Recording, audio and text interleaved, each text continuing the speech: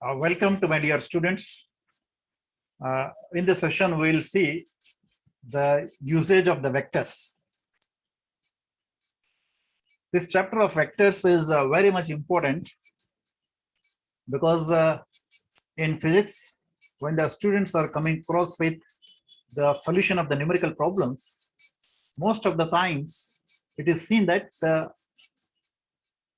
numerical problems can be made very much simple when the vectors are being treated and they are being solved with proper utility of their trigonometric concepts and the concept of the geometry. So in this regard, I'd like to tell some important features of the vectors when the vectors are being expressed in the form of their graphical notations. So I'd like to share some slides with you. Please be with me. And moreover, the students are supposed to utilize all the facilities. For example, when the vectors is being represented by drawing the arrows, what benefit they can use and what are the limitations and what are the conditions they have to the conditions imposed upon them. So first, I'd like to show you that if the vector is drawn by one arrow, that arrow can be shifted anywhere on the screen. So I'll show you in the screen.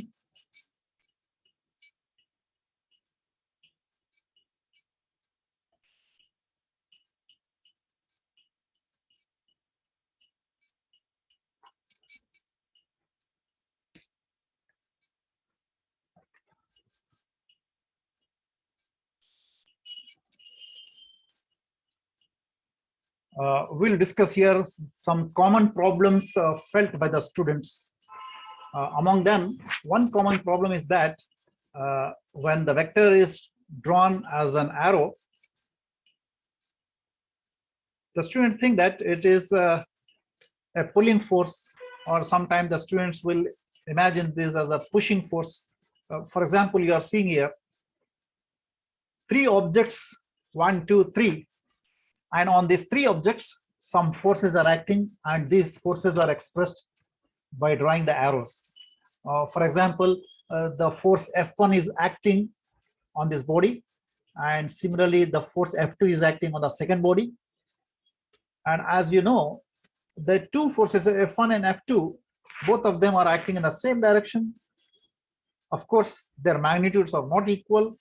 The magnitude of the second force is twice compared to the magnitude of the first force. Therefore, you can write the mathematical equation as F2 is equal to 2F1. Now, I'd like to show you that this is vector I'm taking here. This is a vector F1. This force F1 is acting on the first body. Let me discuss what is permitted and what is not permitted. My dear students, remember that when you are drawing the vectors in the form of arrow, the arrow may be shifted anywhere on the screen. For example, now the arrow is drawn like this, but you are permitted to take the arrow here also. This is also possible. You can take the arrow anywhere.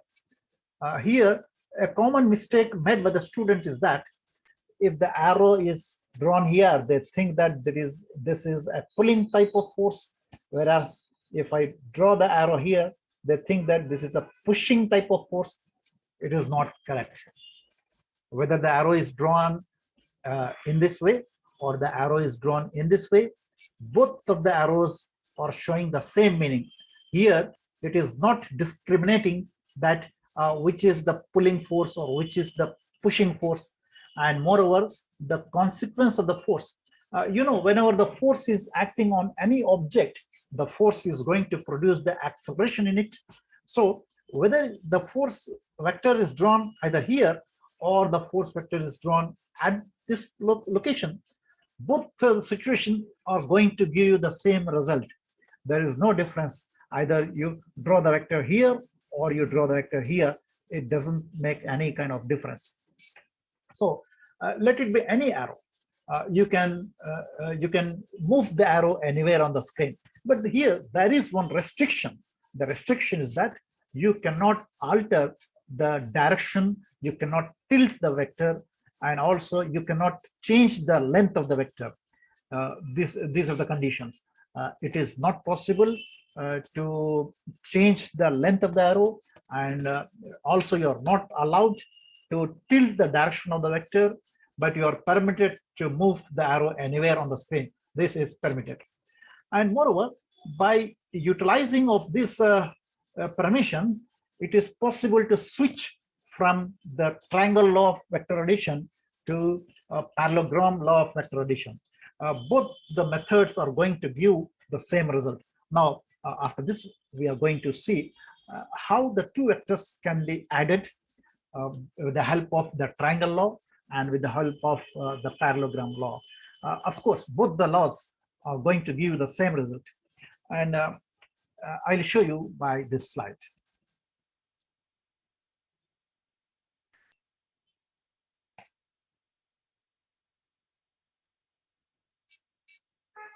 Let me open this slide here.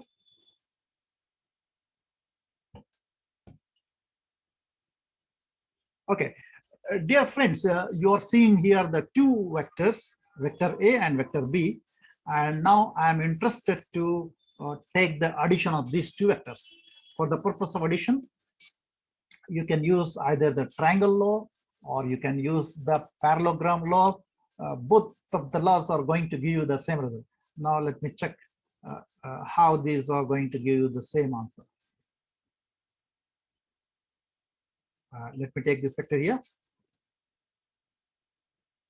Okay, this is vector A.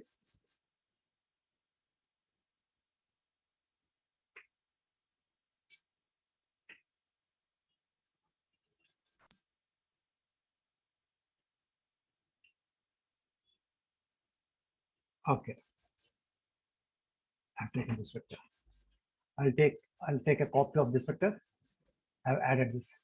Now, if we take this vector here, this is going to become the addition of vector B and vector A. Next, I'll take another copy. Here, this is another copy. See here, the vectors, three arrows, all the three arrows are pointed towards right side. All the three arrows are having the same length and of course the same direction. So they are not discriminated. They've been treated as the same vectors. Therefore, all of them are called vectors A. Now, let me remove this vector. I don't need this now. This I will take here. Okay, I'll remove this. Of course, this vector B is there. This is vector B. Okay. Now you see, these are the vectors we are going to add. Let me take one more copy of the vector B. If I want to draw the same vector B, I have to take another arrow. And that second arrow should be parallel to the same arrow B. And the length of this should also be equal. So for that purpose, let me take like this. I'm taking this as vector B. Okay. This I have taken as vector B. Let me take a copy. Paste. Okay, I got this vector.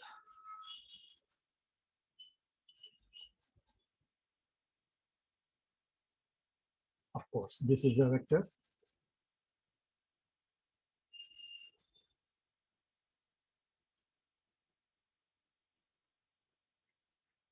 Now, you're seeing here in this figure a pair of parallel vectors A, top one vector A and bottom one vector A. Both of them are pointing in the same direction, right side. Both of them are having the same length. Similarly, another pair, the left side and right side, both the vectors are B. Both the vectors B are parallel. They are having the equal length. Now, let me write the total of these two vectors like this. This is the result vector. The green colored arrow which I'm showing here, this green colored arrow is going to give the answer of the resultant vector a plus b. Now, this figure is clearly indicating that this is a parallelogram, and this parallelogram is having one green color diagonal, and above this diagonal you are having one triangle, and below this diagonal also you are having one triangle. If you consider the upper triangle, that upper triangle is telling you that vector b and a are added, and the addition of these two vectors are going to give you the answer as vector a plus b. The resultant a plus b is expressed by the green colored vector. Similarly, the bottom triangle is showing that vector a is added with vector b, and the total result is the vector a plus b shown by the green colored arrow. So this is called the triangle law of vector addition. Now, you can see here the parallelogram law of vector addition. Parallelogram law of vector addition is used when the given two vectors are having their tails coincident. When the two vectors are having their tails coincident, then you can construct one parallelogram, and the diagonal of the parallelogram will give you the resultant of a plus b. So all the three notations are clearly seen here. I hope it is clear. After that, let's take another slide where the summation of various vectors is shown graphically. Now I'm going to open one slide here where several vectors are to be added.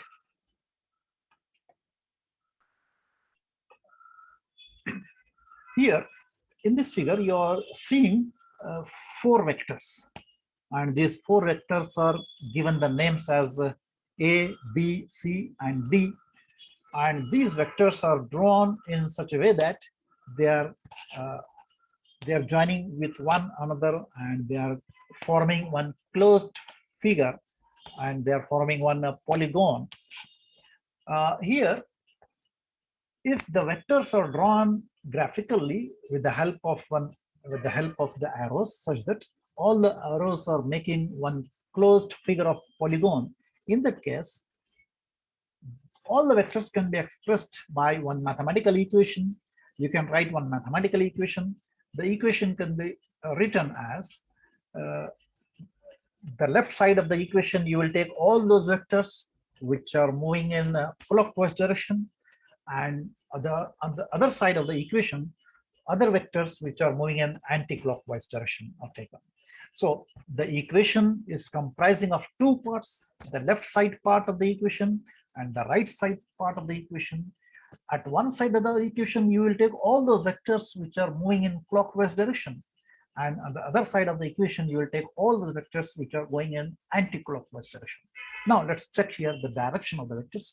You see here the vector A is moving in anti-clockwise direction. B is also moving in anti-clockwise direction. D is also moving in anti-clockwise direction, except C. Here C alone is a vector which is moving in clockwise direction. So you will write the equation where A, B, and D are coming at one side of the equation, whereas C is coming on the other side of the equation. So the equation will become something like this. Let's write the equation.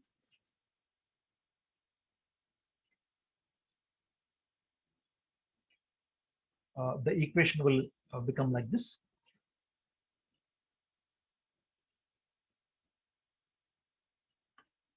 Let me write the equation. Okay. The equation is not there. Let me write the equation like this.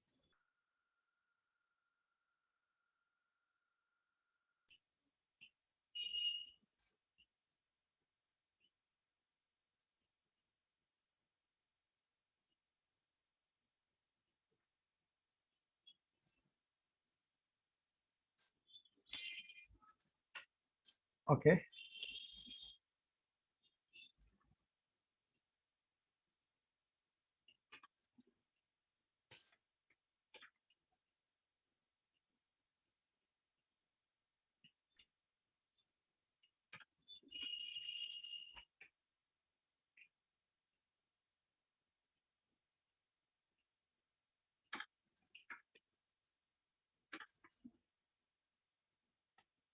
vector A, then plus vector B, then plus vector C, or vector C is in other side, so it is vector C and this is vector D, and equal to this is vector C. So you are seeing here the equation of the vectors will become like this: vector A plus B plus D is equal to vector C. Here C alone is taken at other side of the equation. Vector C alone is taken at other side of the equation. The reason is here, if you see the figure, only vector C is going in clockwise direction. You see here, only vector C is going in clockwise direction, whereas all the vectors A, the vector B, and the vector D, all the three vectors are going in anti-clockwise direction. So here, when you are rotating the vectors, either in clockwise direction or in anti-clockwise direction, you will be finding two types of vectors. Some are going in clockwise direction and some are going in anti-clockwise direction. So depending upon the direction, you will write them on the side of the equation. The equation is comprising of the two sides. The left side of the equation, see, this is the equality symbol. Compared to this equality, some vectors you are going to write at the left side, some vectors you are going to write at the right side. So depending upon their directions, you have to write the equation. I hope this is clearly understood. It's clear. Now, after that, let me take another slide.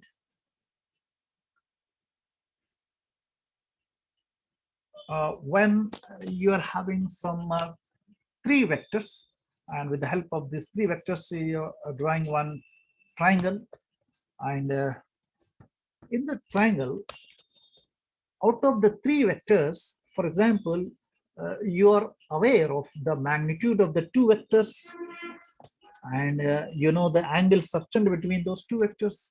In that case, you can find the mathematical expression for the magnitude of the unknown vector. And this is possible with the help of this simple geometry. Now here, the small alphabets are used to express the vector, and the capital alphabets are used to express the angles. Here, three vectors are taken: vector small a, vector small b, and vector small c. And these vectors are drawn to form one triangle. Of course, here the direction of the arrow is not mentioned, because here we are interested to know only the magnitude of the vector, not the direction. Here you are seeing, for example, vector small a and small b. These two vectors are making certain angle between them, and that angle is C.